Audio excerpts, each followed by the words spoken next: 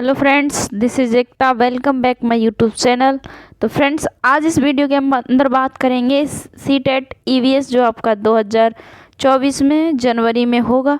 उसके लिए कुछ मैंने इम्पोर्टेंट क्वेश्चन लिए हैं जहां से क्वेश्चन पूछे जा सकते हैं और जो प्रीवियस ईयर क्वेश्चन आए हैं उन क्वेश्चनों को मैंने लिया है, बहुत ज़्यादा इंपॉर्टेंट है। फ्रेंड्स, वीडियो इसके बिल्कुल मत करना, आपके यहाँ से 5 नंबर पक्के होने वाले हैं। चलिए वीडियो स्टार्ट करते हैं। पहला क्वेश्चन देखते हैं। सरकारी कानून जिसके अनुसार कोई भी व्यक्ति सांप को पकड़ रख नहीं सकता। ऐसा सरकारी कानून जिसके अनुसार व्यक्ति सांप को न तो पकड़ सकता है, ना ही उसको रख सकता है, किस अधिनियम के अंतर्गत आता है? तो फ्रेंड्स, इसका जो राइट आंसर है वो क्या होगा? चलिए पहला ऑप्शन देखते हैं, पर्यावरण संरक्षण अधिनियम 1986। ये भी नहीं है। सेकंड है जैविक विविधता अधिनियम, बायोलॉजिकल डाइवर्सिटी एक्ट 2002। ये भी नहीं है। तो इसका जो राइट आंसर है वो क्या है? ऑप्शन नंबर सी है, वन्य जीव संरक्षण अधिनियम 1972, 1972, वाइल्ड लाइफ प्रोटेक्शन। तो वन्य जीव संरक्षण अधिनियम 1992 के तहत व्यक्ति की सांप को न तो पकड़ सकता है, ना ही उसे पकड़कर उसको रख सकता है। ठीक है। इसके अलावा जो अधिनियम 1972 के और भी नियम कानून हैं उनको देख लेते हैं एक बार। 42वें संविधान संशोधन अधिनियम 1976 के द्वारा वन, जंगली जानवरों और पक्षियों के संरक्षण को राज्य सूची से समवर्ती सूची में स्थानांतरित कर दिया गया था। मतलब 42वें संविधान संशोधन अधिनियम में 1976 के द्वारा जंगली जानवरों और पक्षियों के संरक्षण को राज्य सूची से समवर्ती सूची में स्थानांतरित कर दिया गया था।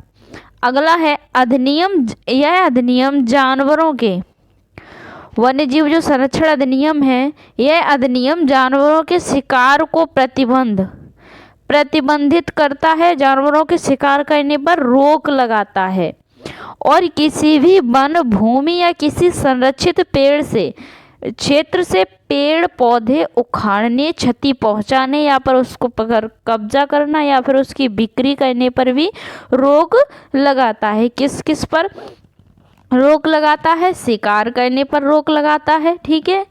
वन भूमि या फिर किसी संरक्षित क्षेत्र से पेड़ पौधे उखाड़ने पर, उनको नुकसान पहुंचाने पर, उस जमीन पर कब्जा करने पर या फिर उस जमीन की बिक्री करने पर रोक लगाता है। कौन सा अधिनियम है? 1972। कौन सा है? 1972। तो जो आपका राइट आंसर है वो कौन सा है? ऑप्शन नंबर सी है। अगला है राजाजी राष्ट्रीय उद्यान स्थित है। फ्रेंड्स, आपने अब तक मेरे चैनल को सब्सक्राइब नहीं किया है तो सब्सक्राइब जरूर कर लेना। अगला क्वेश्चन है, राजाजी राष्ट्रीय उद्यान स्थित है। Rajaji national park is located in Uttarakhand, Gujarat, Himachal Pradesh, Uttar Pradesh. जो राजाजी नेशनल पार्क है वो कहाँ पर स्थित है? तो जिसका जो राइट आंसर है क्या है? Option number A he right answer है। उत्तराखंड में स्थित है। जो राजाजी नेशनल पार्क है वो कहाँ पर स्थित है? उत्तराखंड के देहरादून जिले में। किस जिले में स्थित है? उत्तराखंड के देहरादून जिले में स्थित है। ये हाथियों के लिए प्रसिद्ध है, यहाँ पर हाथियों का आवास सबसे ज़्यादा है।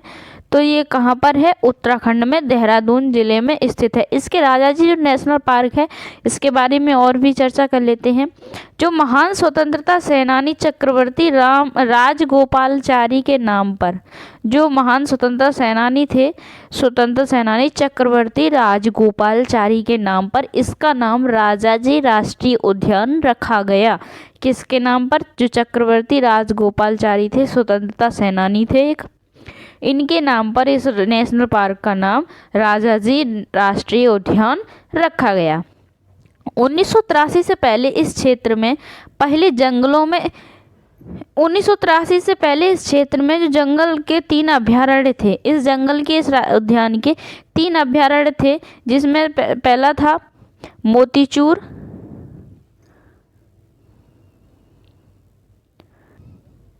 इस जगह पर 3 अभ्यारण्य थे। एक तो था राजाजी, कॉमा लगाना यहाँ, और दूसरा था मोतीचूर, और तीसरा था चिल्ला था। यहाँ पर क्या था? चिल्ला। यहाँ पर चिल्ला करना। तीसरा जो था वो था चिल्ला। ये चीन को इसको गलत करना, ठीक है, ये चीन नहीं है, टाइपिंग मिस्टेक। पहला था राजाजी, दूसरा था मोतीचूर और तीसरा था चिल्ला। इन तीनों को अब एक कर दिया गया है, उसी को क्या बोल दिया गया है? राजाजी राष्ट्रीय उद्यान। इस उद्यान को हाथियों के आवास के लिए जाना जाता है। जो राजाजी नेशनल पार्क है, इसको किसके आवास के लिए जाना जाता है? तो हाथियों के आवास के लिए इसे जाना जाता है। इसके अलावा यहाँ पर हिरण, चीते, सांभर और मोर भी पाए जाते हैं। ये हो गई आपके दूसरे क्वेश्चन की बात। अगला क्वेश्चन है, निम्न में से कौन सा केंद्र शासित प्रदेश बंगाल की खाड़ी के तट पर स्थित है? निम्न में से कौन सा केंद्र शासित प्रदेश है जो बंगाल की खाड़ी के तट पर स्थित है? लक्षद्वीप है, नागालैंड है, पुदुचेरी है, या फिर दादर और नागर हवेली, दमन और द्वीप। तो भारत में कुल केंद्र शासित प्रदेशों की जो संख्या है वो कितनी है? 8 है। तो ऐसा कौन सा केंद्र शासित प्रदेश है जो बंगाल की खाड़ी के तट पर स्थित है? इसका जो राइट आंसर है वो क्या है? पुडुचेरी। ठीक है, तो ऑप्शन इसका राइट आंसर क्या हो जाएगा? Option number C. कौन सा स्थित है? पुडुचेरी। अगला क्वेश्चन है, राहुल को जुकाम है, वह अपने पसंदीदा भोजन का स्वाद नहीं ले पा रहा है, इसका कारण क्या है? पैपिली संवेदनशील नहीं है, या फिर स्वाद कलिकाएं सूजी हुई हैं, या फिर जुकाम से उसकी सूंघने की अनुभूति प्रभावित हो गई है, या फिर जुकाम आपकी स्वाद कलिकाओं को सुन्न कर देता है।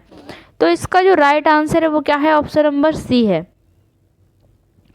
जुकाम से उसकी सूंघने की अनुभूति क्या हो गई है? प्रभावित हो गई है। जुकाम से क्या होता है? सूंघने की अनुभूति क्या हो गई है? उसकी प्रभावित हो गई है। हमारी जीभ की सतह पर कई उभार होते हैं। जो हमारी जीभ होती है उसकी सतह पर कई उभार होते हैं, जिन्हें क्या बोला जाता है? पैपिले। जिन्हें क्या बोला जाता है? पैपिले बोला जाता है, जिसमें स्वाद कलिकाएं होती हैं। इन्हीं पैपिलों में क्या होती हैं? स्वाद कलिकाएं होती हैं। इन स्वाद कलिकाओं में छोटे छोटे क्या पाए जाते हैं? रोम पाए जाते हैं।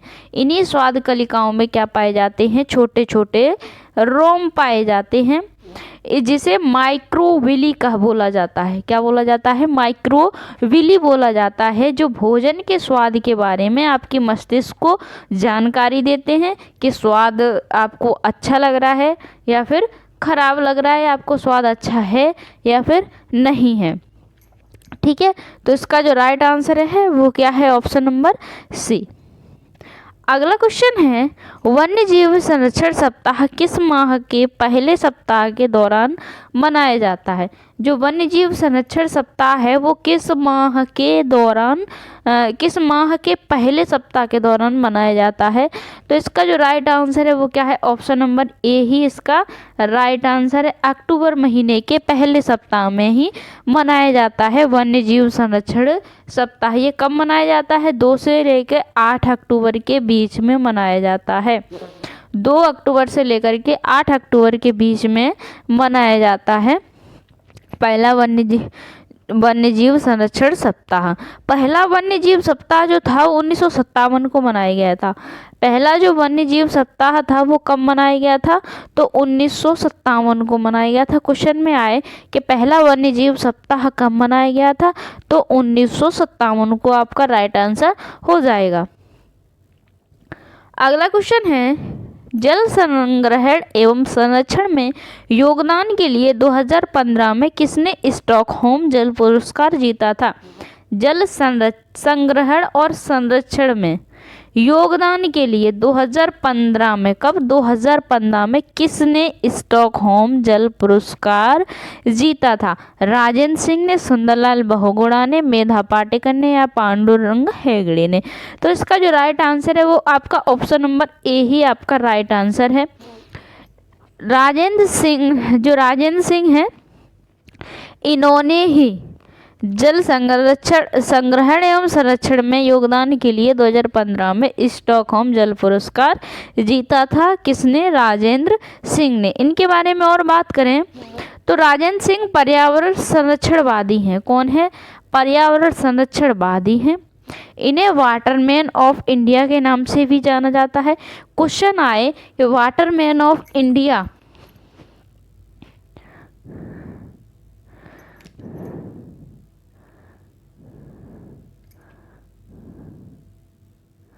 वाटरमैन ऑफ इंडिया के नाम से किसे जाना जाता है?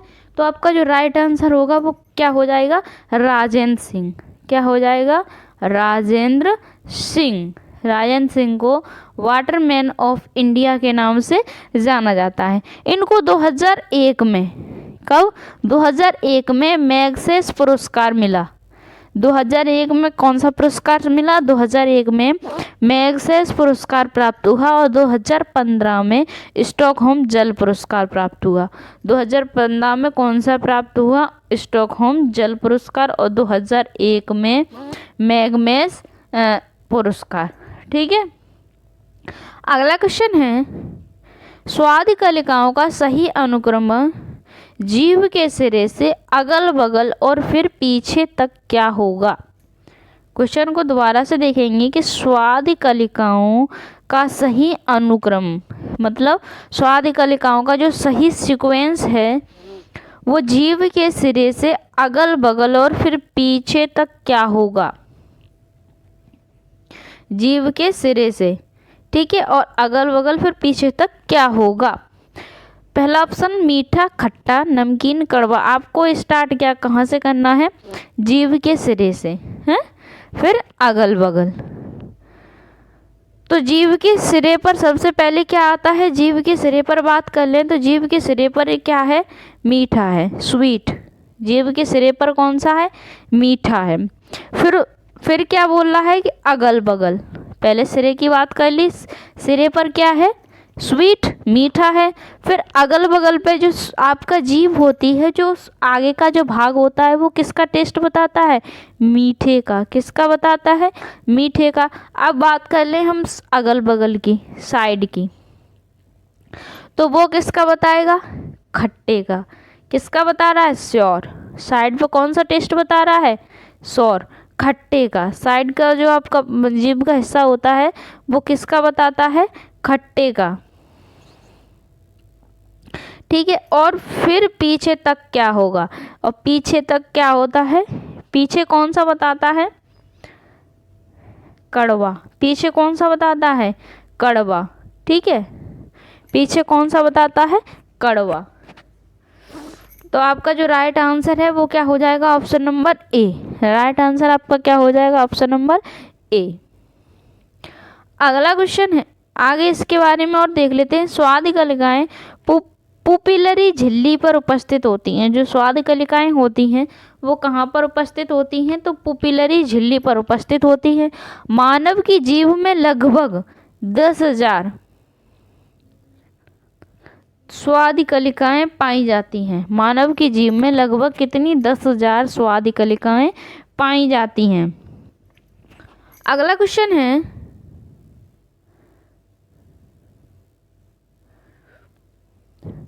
किसी पौधे अथवा जंतु की प्रजाति जिसका गंभीर रूप से विलुप्त होने का खतरा हो उसे कहते हैं। जो प्रजाति या फिर पौधे की हो या फिर जंतु की हो जिसको गंभीर रूप से विलुप्त होने का, जो विलुप्त प्राय प्रजाति होती हैं जिनको विलुप्त होने का, विलुप्त हुई नहीं है लेकिन विलुप्त होने का खतरा हो गंभीर रूप से, उनको क्या बोला जाता है? ऑप्शन ए संकटापन्न प्रजातियां, या फिर दुर्लभ प्रजातियां, या फिर स्थानीय प्रजातियां, या फिर विलुप्त हो चुकी प्रजातियां। तो आपका जो राइट आंसर है वो ऑप्शन नंबर ए ही आपका जो राइट आंसर हो जाएगा। इन प्रजातियों को क्या बोला जाता है? संकटापन्न प्रजातियां, जो विलुप्त होने के कगार पर हों, जिनकी प्रजाति को गंभीर संकट हो, चाहे पौधे हों या फिर कोई जीव जंतु हो जो विलुप्त होने की कगार पर हों, उनको क्या बोला जाता है? संकटापन्न प्रजातियां। ये वे प्रजातियां होती हैं जिन पर विलुप्त होने का खतरा होता है। कैसा खतरा होता है? विलुप्त होने का। इन सभी संकट प्रजातियों को रेड डाटा बुक में शामिल किया गया है। किसमें? Red data. इन सभी प्रजातियों को रेड डाटा बुक में शामिल किया जाता है। इसको कौन संचालित करता है? तो इसको IUCN द्वारा संचालित किया जाता है। ठीक है, तो इसका जो राइट आंसर है वो कौन सा हो जाएगा? Option number A. अगला क्वेश्चन है, नौसेना की परेड में लीडर के पीछे चलने वाली टुकड़ियों की संख्या होती है। जो नौसेना की परेड होती है उस लीडर के पीछे चलने वाली जो टुकड़ियों की संख्या होती है, प्लाटूनों की संख्या वो होती है, वो कितनी होती है? 3 होती है, 4 होती है, 5 होती है या फिर 7 होती है। तो इसका जो राइट आंसर है वो क्या है? ऑप्शन नंबर बी है। जो नौसेना की परेड होती है उसमें लीडर के पीछे चलने वाले टुकड़ियों की जो संख्या होती है वो 4 होती है। कितनी होती है? 4 होती है, 4 होती है। इस जो परेड होती है, इस परेड के दौरान 36 कमांड दिए जाते हैं। कितने कमांड दिए जाते हैं? तो कमांड की बात आए तो 36 कमांड दिए जाते हैं। क्वेश्चन आए कि नौसेना की परेड के दौरान कितने कमांड दिए जाते हैं, तो आपका राइट आंसर क्या हो जाएगा? 36 हो जाता। ये 3 से 4 दस्ते, आगे देखेंगे, ये 3 से 4 दस्ते का एक पलटन बनाते हैं। क्या बनाते हैं? 3 से लेकर 4 दस्ते का एक पलटन बनाते हैं। पलटन बनाते हैं। इसमें 20 से 50 सैनिक होते हैं। कितने? और एक लेफ्टिनेंट द्वारा इसकी कमान संभाली जाती है। एक लेफ्टिनेंट द्वारा इसकी कमान संभाली जाती है। 2 या इससे अधिक इसमें प्लाटून होती हैं। और एक कंपनी बनाते हैं। 2 या 2 से अधिक एक प्लाटून, एक कंपनी बनाते हैं जिसमें कितने सैनिक होते हैं? 100 से 250 सैनिक होते हैं। 100 से 250 सैनिक होते हैं। दोबारा से समझेंगे, ये 3 से 4 दस्ते का एक पलटन बनाते हैं। इसमें कितने सैनिक होते हैं? तो इसमें 20 से 50 सैनिक होते हैं और एक लेफ्टिनेंट द्वारा इसकी कमान संभाली जाती है। 2 या इससे अधिक प्लाटून एक कंपनी बनाते हैं जिसमें 100 से 250 सैनिक होते हैं। तो आपके इस क्वेश्चन का जो आंसर है वो कितना हो जाएगा? Option number B. अगला क्वेश्चन है, कोई जनजाति एक ऐसे सुस्पष्ट लोगों का समूह होती है जिनकी अपनी जीवन शैली तथा संस्कृति होती है। अपनी खुद की जीवन शैली होती है और खुद की संस्कृति होती है अपनी। जरावा जनजाति किस क्षेत्र, अगला क्वेश्चन है आगे दिया है कि जरावा जनजाति किस क्षेत्र या राज्य की है जिनकी अपनी सुस्पष्ट समूह में होती है जनजाति। कोई जनजाति एक ऐसे सुस्पष्ट लोगों का समूह होती है जिनकी अपनी शैली होती है और संस्कृति होती है। तो जरावा जनजाति किस क्षेत्र या राज्य की है? अंडमान तथा निकोबार द्वीप समूह की, या फिर झारखंड की, या फिर नागालैंड की, या फिर छत्तीसगढ़ की। तो आपका जो राइट आंसर है, आपका इस राइट आंसर की बात करें तो इसका जो राइट आंसर है वो ऑप्शन नंबर ए है। क्या हो जाएगा आपका? Option number A. अंडमान तथा निकोबार द्वीप समूह की, अंडमान तथा निकोबार द्वीप समूह की। और जनजाति की बात करें तो जिनकी अपनी खुद की शैली होती है, और ये जनजाति कहाँ कहाँ पाई जाती हैं? तो अंडमान और निकोबार में कौन सी जनजाति पाई जाती हैं? ओंगे, जरावा, ग्रेट अंडमानी, सोम्पेन, ठीक है। सिक्किम में लेप्चा, मध्य प्रदेश में भील जनजाति, गोंड, बिरहोर, गढ़ावा, कोल, नट। बिहार की बात करें तो बिहार में बेंगा, बंजारा, मुंडा, भुइयां, खोंड। उत्तर प्रदेश की बात करें तो बुक्सा, थारू, माहीगिरी, खरवार, राजी। उत्तरांचल की बात करें तो भोटिया, जौनसारी और राजी। ये कुछ जनजाति थी जो जिस क्षेत्र में या राज्य में पाई जाती हैं उनके नाम थे। तो फ्रेंड्स, आपने अब तक मेरे चैनल को सब्सक्राइब नहीं किया है तो सब्सक्राइब ज़रूर कर लेना ताकि आपको इम्पोर्टेंट क्वेश्चन मिलते रहें। Thank you for watching.